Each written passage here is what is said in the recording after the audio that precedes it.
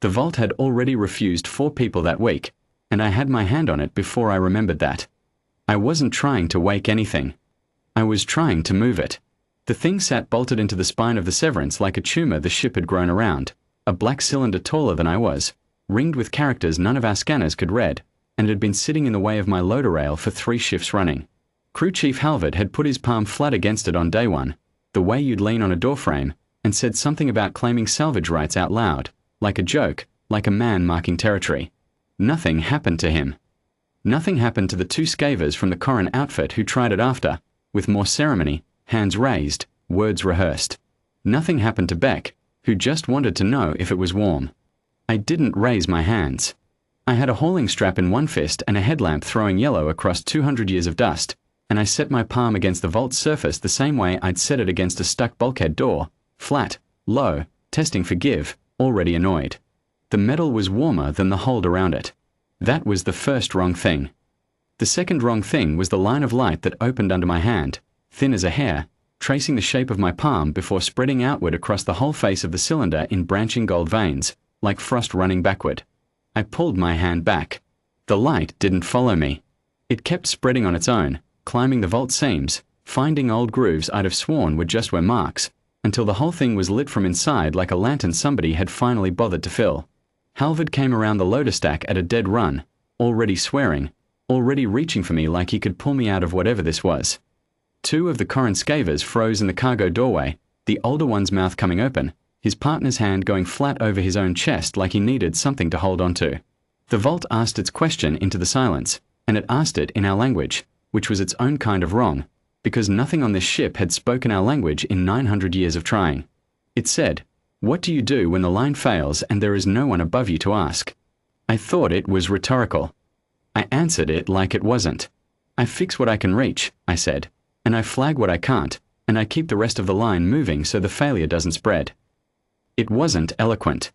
It was just true, and it was the only true thing I had, because that sentence was the whole of my last 11 years on loading floors, on 3 different ships, under 4 different chiefs, none of whom had ever once asked me to explain myself. The gold light didn't dim.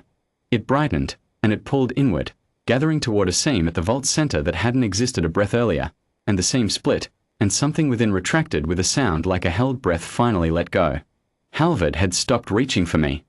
He was standing very still now, the way you stand when you've decided that moving might be the wrong choice, and from the doorway the older Corrin scaver said, low, to no one, "It's not asking her to prove strength."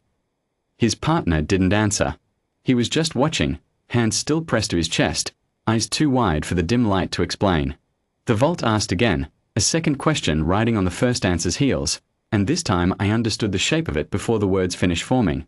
This was a test built for failure, not for triumph. It wanted to know what I did when something under my hands broke and there was no one to blame it on but me. "I take the blame first and ask what went wrong second," I said. "Blame doesn't fix anything, but somebody panicking because they're afraid of blame does worse. So I eat it. Then I fix it." Something inside the vault's open seam turned, slow, mechanical, deliberate, like a key recognizing the exact weight of the hand that held it.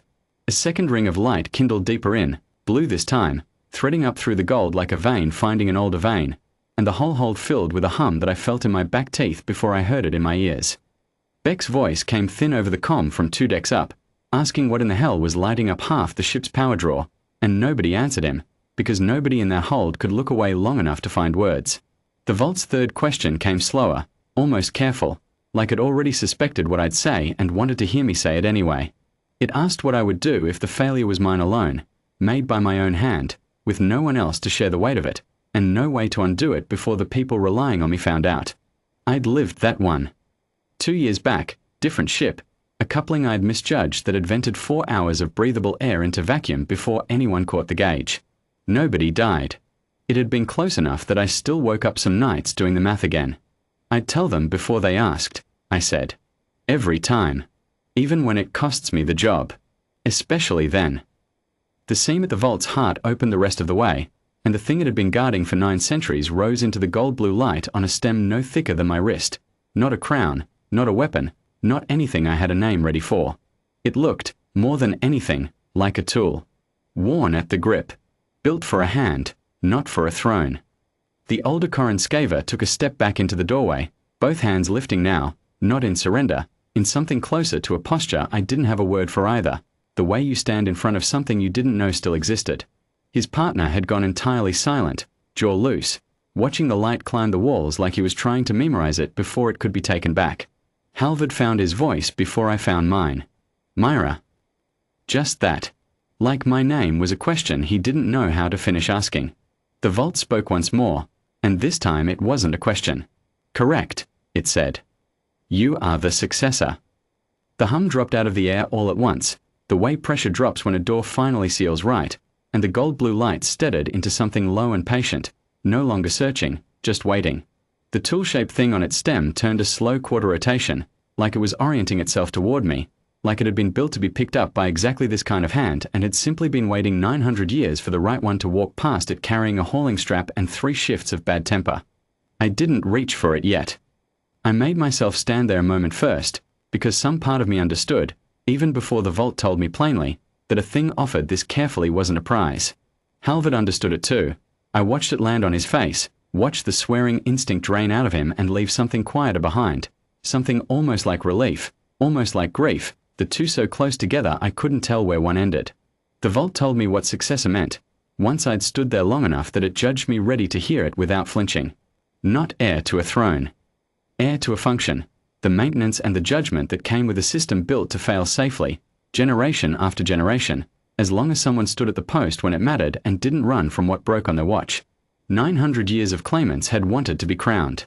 The vault had been waiting, the entire time, for someone who only wanted to finish the shift. I reached out and took it the way I'd take a tool handed to me by a foreman I trusted, careful, deliberate, already thinking about the weight of it in motion, already thinking about what came next instead of what it meant that I'd been chosen at all. Behind me, the Scavers were already backing toward their shuttle, and I understood without being told that the story of what they'd witnessed would outrun me to every station in this debris ring long before I did. Halvard didn't back away. He picked my hauling strap up off the deck where I dropped it, and held it out to me, and didn't say a single word about thrones or successors or 900 years of locked metal. Rails still jammed, he said instead. I almost laughed. It came out more like a breath. I took the strap, and the tool-shaped thing rode quiet at my hip like it had always belonged there, and together we went back to clearing the line, because that was the job, and the job, it turned out, had been the test all along.